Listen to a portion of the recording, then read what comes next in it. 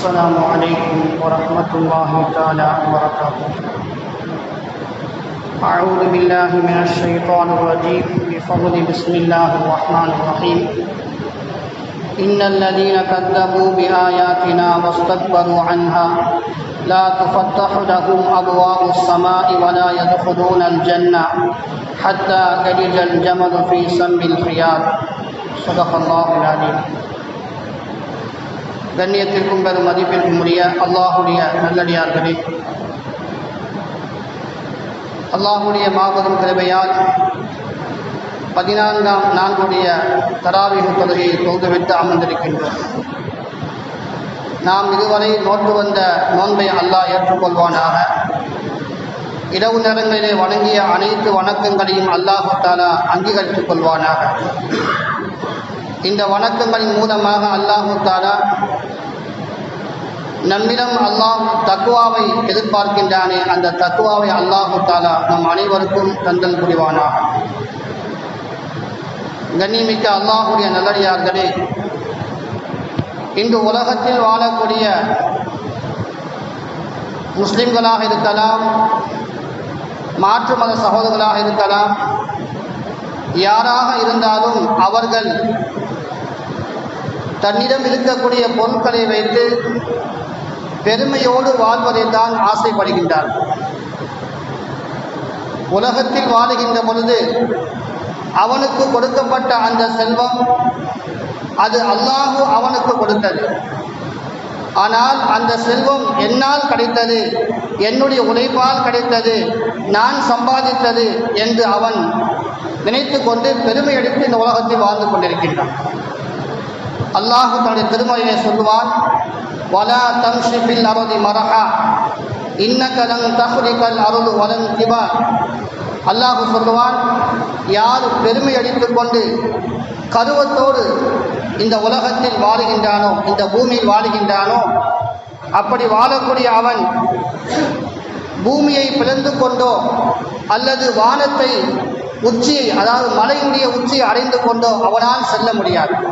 எவ்வளவு பெருமை எடுத்துக் கொண்டு சென்றாலும் அவனால் மலையுடைய உச்சிக்கு அவனால் செல்ல முடியாது, பூமியை பிளந்து கொண்டும் அவனால் செல்ல முடியாது என்று சொல்லிவிட்டு அல்லாஹ் அடுத்த ஆயத்தில் சொல்லுவான், குல்லு தாலிக கான செய்யுஹு இந்த ரப்பிக மக்ரூஹா.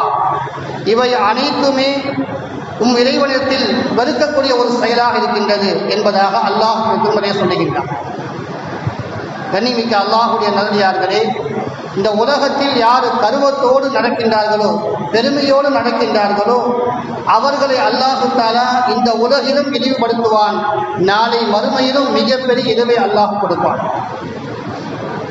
இந்த உலகத்தில் மட்டுமல்ல, மறுமையிலும் அல்லாஹ் இழிவை ஏன் கொடுத்தான் என்று சொன்னால், அல்லாஹு தஆலா ஆதம் நபியை படைத்த பொழுது, இந்த உலகத்திற்காக ஆதம் நபி அல்லாஹு தஆலா படைத்த போது அவர்களை சுவர்க்கத்தில் தான் அல்லாஹு தஆலா வைத்திருந்தார்.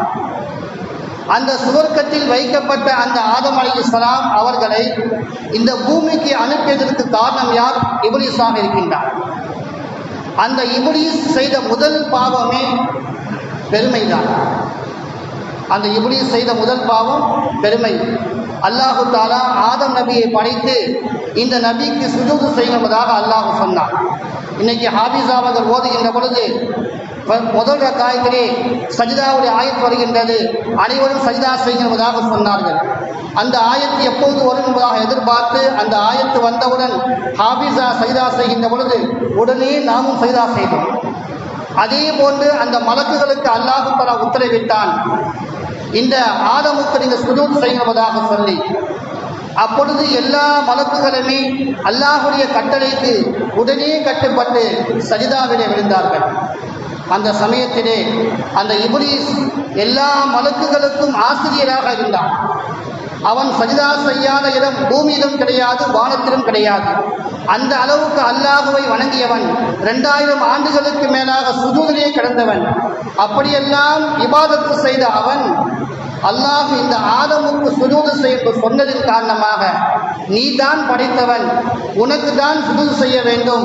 ஆனால் உன்னால் படைக்கப்பட்ட மண்ணால் படைக்கப்பட்ட இந்த படைப்புக்கு சுஜூது செய்யும்படி நீ சொல்லுகின்றாயே, இந்த மண்ணை விட உயர்ந்தவன் நான், நெருப்பு, நான் இவருக்கு சுஜூது செய்ய மாட்டேன் என்பதாக சொல்லி நின்றான். அப்ப முதல் பெருமை, முதல் அவனுக்கு வந்தது அந்த பெருமை. இந்த பெருமையின் காரணமாகத்தான் அல்லாஹ் அவனை தூக்கி நரகத்தில் அல்லாஹ் வீசிவிட்டான். எல்லா மலக்குகளுக்கும் ஆசிரியராக வைத்திருந்த அவனை இந்த ஒரு பெருமையின் காரணமாக, ஒரு கர்வத்தின் காரணமாக அல்லாஹ் அவனை தூக்கி நரகத்தில் அல்லாஹ் வீசிவிட்டான். எனவே கண்ணியமிக்க அல்லாஹ்வுடைய நல்லடியார்களே, உலகத்தில் யாரெல்லாம் பெருமையோடு நடக்கின்றார்களோ, பெருமையோடு வாழ்கின்றார்களோ, அவர்களெல்லாம் அல்லாஹு தஆலா தூக்கி நரகத்தில் வீசிடான்பதாக உலமாக்கள் நமக்கு சொல்லுகின்றார்கள். அது மட்டுமல்ல, வரலாறுகளிலே பார்த்தோம் என்று சொன்னால், யாரெல்லாம் பெருமையோடு இந்த உலகத்தில் வாழ்ந்தார்களோ அவர்களை அல்லாஹு தஆலா இழிவாகத்தான் மரணிக்க செய்திருக்கின்றார். இந்த உலகத்திலே ஃபிரௌன் அன ரப்புக்குமுல் அலா என்பதாக சொன்னான், நான் தான் மிகப்பெரிய இறைவன் என்பதாக சொல்லி பெருமை எடுத்துக் கொண்டிருந்தான், மார்பற்றிக் கொண்டிருந்தான். அவனை அல்லாஹு தஆலா நடு கடலிலே வைத்து அவனை முழுகடித்தான், அவனை இழிவுபடுத்தினான். அதே போன்று காரூன், அவன் மிகப்பெரிய கொடைவள்ளல், அவனை அல்லாஹ்வே குர்ஆனில் சொல்லுகின்ற பொழுது பணக்காரன் என்பதாக அல்லாஹ் சொல்லுகின்றான், செல்வன் என்பதாக அல்லாஹ்வே குர்ஆனில் சொல்லுகின்றான். இந்த உலகத்திலே யாரையாவது அல்லாஹ் செல்வன் என்பதாக சொல்வதாக இருந்தால் அது காரூனை அல்லாஹ் சொல்லுகின்றான்.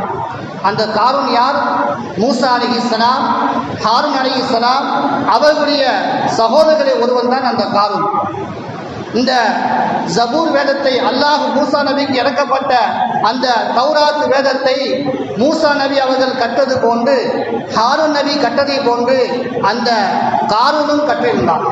அவனுக்கும் அந்த தௌராத் வேதத்தை படிக்கக்கூடிய ஆற்றல் அவனுக்கும் இருந்தது. அல்லாஹ் அந்த கல்வி ஞானத்தை அவனுக்கு கொடுத்திருந்தான்.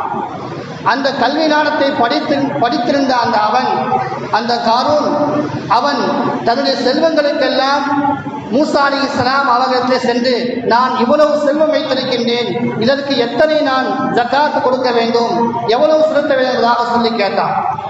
அப்போது மூசா அலைஹிஸ்ஸலாம் 2.5% நீ செலுத்த வேண்டும் என்பதாக சொன்னார்கள். எப்படி நமக்கு சொல்லப்படுகின்றதோ அதே போன்று மூசா நபி சொன்னார்கள், 2.5% நீ ஜக்காத் கொடுக்க வேண்டும். அவன் தன்னுடைய அரண்மனைக்கு சென்று அந்த எல்லா செல்வங்களையும் கணக்கு போட்டு பார்த்தால் அவனுடைய செல்வத்திலே கால்வாசி அரைவாசி ஜக்காத்தாக சொல்கின்றது.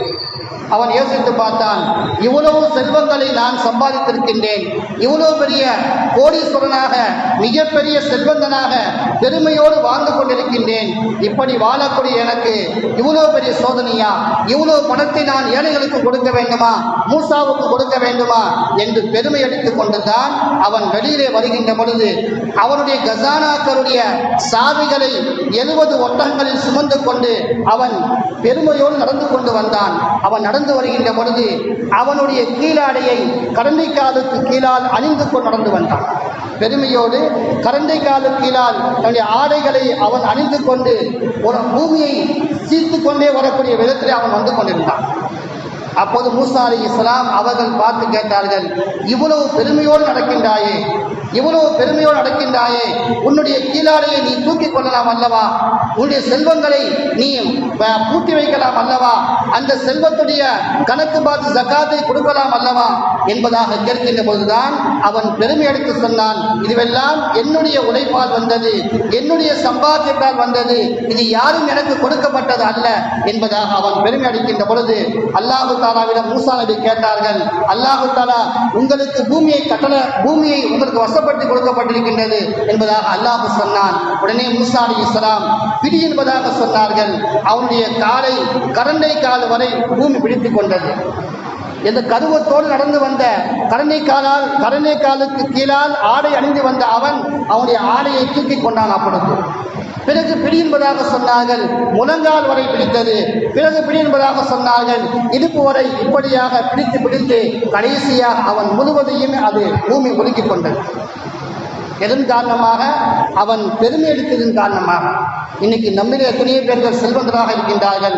வசதி வாய்ப்பு வந்துவிட்டால் உடனே கையில் ஒரு செயின், கழுத்தில் ஒரு செயின், கையில் ஒரு மோதிரம், கழுத்தில் ஒரு மோதிரம், பட்டையை போட்டுக்கொள்வது எல்லாம் செய்து கொண்டு நடப்பது மட்டுமல்லாமல் அவர்களுடைய கீழாடையை கரண்டிக்காலுக்கு கீழால் அணிந்து கொண்டு செல்கின்றார். இது பெரியவர்களும் சரி, வாலிபர்களும் சரி. இப்படி செல்வதின் காரணமாக யார் கரண்டை காலுக்கு கீழால் ஆடை அணிகின்றார்களோ, ஆடை அணிவது கூட மார்க்கம் சொல்லுகின்றது, யார் கரண்டை காலுக்கு கீழால் ஆடை அணிவார்களோ அவருடைய இருப்பிடம் நரகம் என்பதாக நபிகள் பெருமானார் ஸல்லல்லாஹு அலைஹி வஸல்லம் அன்னவர் சொன்னார்கள்.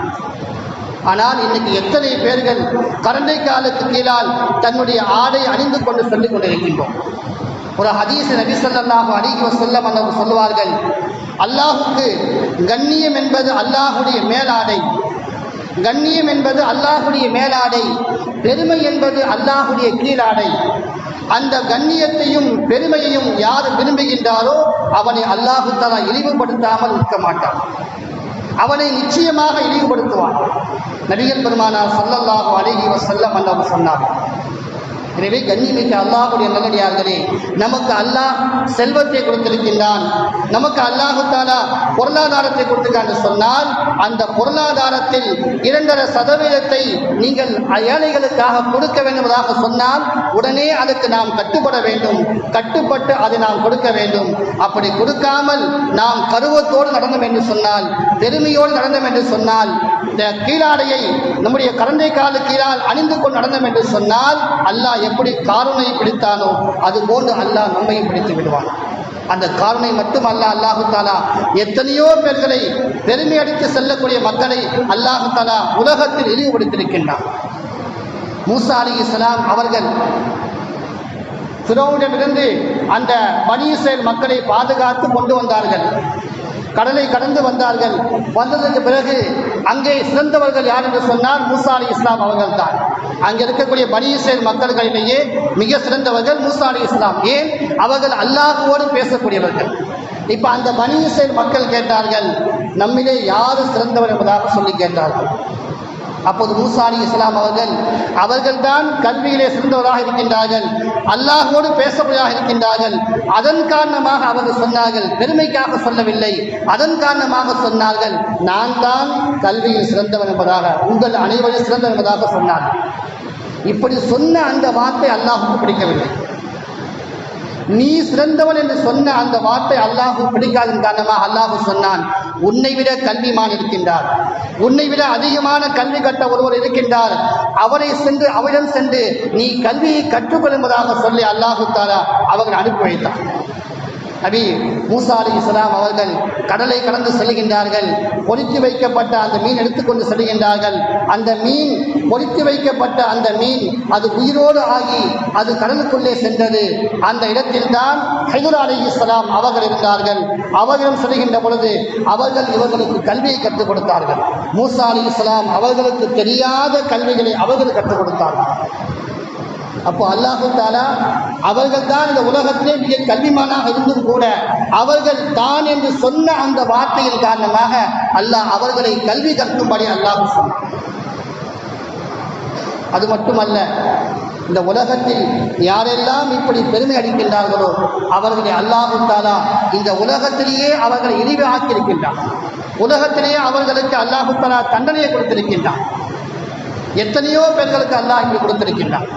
நபி ஸல்லல்லாஹு அலைஹி வஸல்லம் அவர்களுடைய வாழ்க்கையிலே எத்தனையோ சம்பவங்கள் நடந்திருக்கின்றது.